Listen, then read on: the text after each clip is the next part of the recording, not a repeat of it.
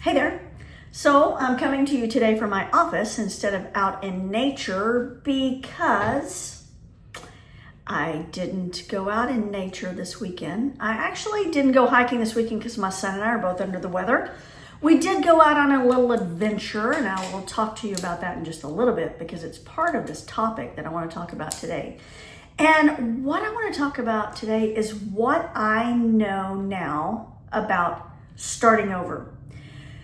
Starting over. Yeah, so starting over, that gives different people different feelings. But for me, I've started over multiple times. I've started over for good reasons and sometimes for bad. But starting over was never as painful as what I thought it was going to be or the story that I told myself. So about 25 years ago, I ended up getting the opportunity to leave my hometown and move to a smaller town about 4 hours away in Texas to start a respiratory care program at a community college there. Now, I had just recently gone through a breakup, so it was kind of a good time, kind of a scary time. But anyways, I decided to make the move, and I moved 4 hours away from home, and I moved in by myself for the first time. That was kind of scary. I never lived alone, literally. And so that was now I've got some stories around that I can tell you one day. But anyways, I was scared. And I was starting over. I was starting over in a relationship by myself. I was starting over in a new job. I was starting over living by myself, all of those things. And guess what? It worked out just fine. And that story that I told myself that I couldn't, I wouldn't, I shouldn't, none of that was real. Like once I got over it, now the scary part was real. I was really scared. I remember one night I was crawling around on the floor.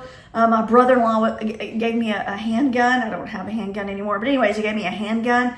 And out in my garage, there was this automatic light, and I think an animal or something walked by. And in my bedroom, the light came on, and I was certain that I was about to be attacked. Anyways, I gave that gun back the next weekend because I wouldn't have even known what to do with it.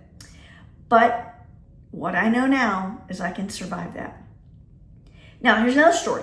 In 2009, I ended up having a business breakup, and I ended up selling my very first business that I co-founded. And that was scary. And I had 2 young kids. I didn't know what I was going to do. I had put all of myself into this business, and I was scared. And I told myself, coulda, woulda, shoulda, and I was scared. But guess what? I was fine. I moved on. I did great things. I even did better things, right? But I didn't know now. The scariness was real. And starting over was fine. I started over again. And here I am at 57, and I am starting over again. Now, a little bit differently, like I'm not starting over. I'm not changing jobs. I'm not moving. I'm not doing any of those things. I'm starting over internally. I am putting more focus on myself, on being a whole person, on trying different things. I want to know, remember I told you already, the 1,000 healthy weeks. How do I want to spend those weeks? I don't want to spend them miserable. I'm going to be very proactive and selective about what I do and who I do that with. And it's scary. I'm starting over in a different way. And guess what? I will be fine because the story that I'm telling myself is something different than it probably will turn out to be. So I'm starting over, but with different things. I want to decide how I want to lead the last part of my professional career. My kids are in their late teens. I want to decide how I want to parent those last teen years. My partner and I are doing something, we like play cards every night. We haven't done that forever. Now, part of that's probably because our kids are in their teen years. They don't really care about us much anymore, and that's okay. But yeah, we're starting over with those kind of things. And I picked up a new hobby. So what I'm going to do is I'm going to document this starting over phase of my life. So I've been a coach and I've been a consultant for many years. And I've helped people from a professional level get through a lot of that starting over and transition.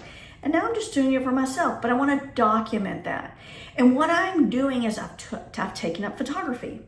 Now, I started out kind of kind of on my phone. I decided I was just going to do iPhone photography, and I did that because it's easier, sort of. But now what I did yesterday, I pushed myself and I made myself pick up my son's Canon camera, and I put it on manual, and I made myself learn something new. And I'm documenting that. And I took some kind of interesting photos. And that outing that I told you about earlier, my son and I ended up going to the stockyards in Fort Worth, and we photographed there because the stockyards has a really cool train station area that has some great lighting and some great light that comes in. And I wanted to practice my new photography skills because I'm trying to do something different because I like it. I want to document it. I want to see how I do with something new, and I want to put it out there. And so I'm starting over with those kind of things. A quote that I really like is that change is never painful, but the resistance to that change, that's what's painful. I believe it was the Buddha. It was not the Sheila, it was the Buddha. Anyways, I like that quote. I'm going to keep you updated on how my new adventures are going, how my new plan and change of making myself whole and thinking differently. And one of the big things, and this is another reason why I decided to take up photography, is because in business, I teach this, I call it the N4 framework. And it's about how you solve problems. And it's about noticing, naming it, nailing it down, and nurturing it. And what I realized is I put that in play for businesses for many, many years, been very successful. But I've never really applied that to my personal life or to personal life. And it's the same thing. So what I'm doing with my photography is that I am noticing. I'm learning to stop and slow down and notice things. So I'm going to keep you updated on how it's going. But what I know now is change is never as bad as the story that I tell myself. I try my best to find you in the morning and the night. I know there's so much love, it's blinding, but still I never get it right. Take it. Will I find you?